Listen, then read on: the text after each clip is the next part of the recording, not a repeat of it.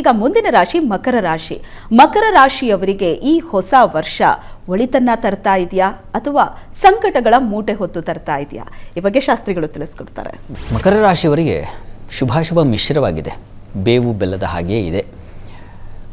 ಹೇಗೆ ಅಂತಂದರೆ ನೋಡಿ, ನಿಮ್ಮ ರಾಶಿಗೆ 7.5 ಬಿಟ್ಟು ಹೋಗಿದೆ.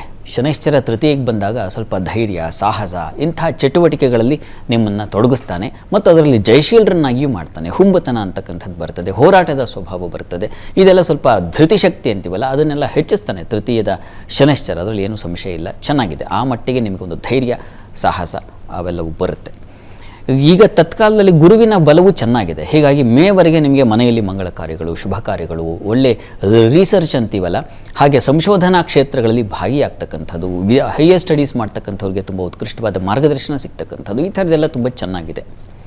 ಮೇ 14 ನಂತರದಲ್ಲಿ ಗುರು ಷಷ್ಠಕ್ಕೆ ಹೋಗ್ತಾನೆ. ಹೀಗಾಗಿ 6ನೇ ಮನೆಯ ಗುರು ಅಪವ್ಯಯವನ್ನು ಮಾಡ್ತಕ್ಕಂಥ ಸಾಧ್ಯತೆ ಇರುತ್ತದೆ. ಉದರ ಬಾಧೆಯನ್ನು, ಕಿಬ್ಬೊಟ್ಟೆ ಭಾಗ ಅಂತೀವಲ್ಲ ಆ ಭಾಗದಲ್ಲಿ ತೊಂದರೆ, ಬೆನ್ನಿನ ಬುಡ, ಬೆನ್ನು ಇವುಗಳ ಬಾಧೆಗಳು ಉಂಟಾಗುವ ಸಾಧ್ಯತೆ ಹೆಚ್ಚಾಗಿರ್ತದೆ. ಆರೋಗ್ಯದಲ್ಲಿ ಸ್ವಲ್ಪ ಏರುಪೇರು ಕಾಣುವ ಒಂದು ಲಕ್ಷಣ. ಹೀಗಾಗಿ ಬಹಳ ಎಚ್ಚರಿಕೆಯಿಂದ ಇರಬೇಕು ಆರೋಗ್ಯದ ದೃಷ್ಟಿಯಿಂದ. ಅಷ್ಟೇ ಅಲ್ಲ, ರಾಹು ದ್ವಿತೀಯಕ್ಕೆ ಬಂದಾಗ ಹೊರಟು ಮಾತು ಬರುತ್ತೆ, ಮಾತಿನಲ್ಲಿ ಕಹಿ ಉಂಟಾಗುತ್ತೆ, ಆಹಾರ ವ್ಯತ್ಯಾಸ ಮಾಡ್ಕೊಳ್ತೀರಾ, ಕುಟುಂಬದಲ್ಲಿ ಘರ್ಷಣೆಗಳು ಉಂಟಾಗುವ ಸಾಧ್ಯತೆ ಇರ್ತದೆ.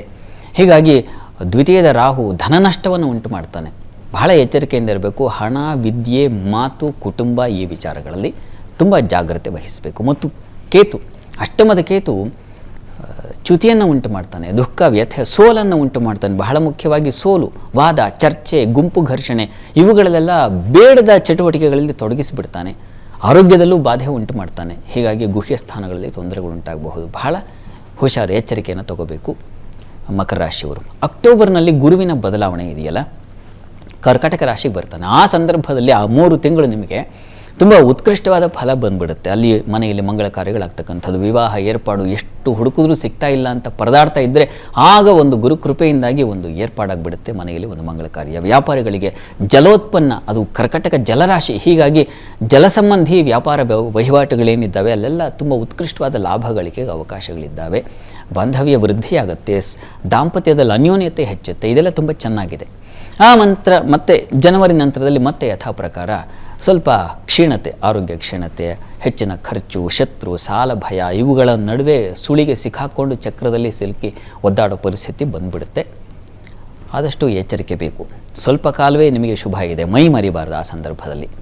ಇದಕ್ಕೆ ಪರಿಹಾರ ಏನು ಅಂತಂದರೆ, ಮುಖ್ಯವಾಗಿ ಇಲ್ಲಿ ದ್ವಿತೀಯದ ರಾಹು, ಅಷ್ಟಮದ ಕೇತು, ಹೀಗಾಗಿ ಯಾವುದಾದ್ರೂ ನಾಗಕ್ಷೇತ್ರಕ್ಕೆ ಹೋಗಿ ನಾಗಕ್ಷೇತ್ರ ದರ್ಶನ ಮಾಡುವುದರಿಂದ, ಹತ್ತಿರದಲ್ಲಿ ನಾಗ ಸನ್ನಿಧಾನ ಇದ್ದರೆ ಎಳನೀರಿನ ಸಿಯಾಳ ಅಭಿಷೇಕ ಅಂತ ಕರೀತಾರೆ, ತುಂಬ ವಿಶೇಷ ಫಲ ತಂದು ಕೊಡುತ್ತೆ. ಹರಿದ್ರ ಅಂದರೆ ಅರಿಶಿನವನ್ನು ಅಲ್ಲಿಗೆ ಸಮರ್ಪಣೆ ಮಾಡ್ತಕ್ಕಂಥದ್ದು, ಇವುಗಳನ್ನು ಮಾಡೋದ್ರಿಂದಾಗಿ ತೊಡಕು ನಿವಾರಣೆಯಾಗುತ್ತೆ. ಗಣಪತಿ ಕ್ಷೇತ್ರಕ್ಕೆ ಹುರುಳಿ ದಾನವನ್ನು ಮಾಡಿ, ಗಣಪತಿ ಕ್ಷೇತ್ರ ದರ್ಶನ ಮಾಡಿ, ಮೋದಕ ನೈವೇದ್ಯ ಮಾಡಿಸಿ, ಇದೆಲ್ಲ ತುಂಬ ವಿಶೇಷ ಫಲ ತಂದು ಕೊಡುತ್ತೆ.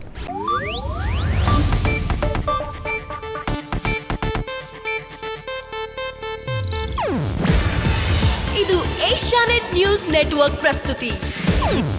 ನೀವು ನೋಡ್ತಿದ್ದೀರಾ ಏಷ್ಯಾನೆಟ್ ಸುವರ್ಣ ನ್ಯೂಸ್.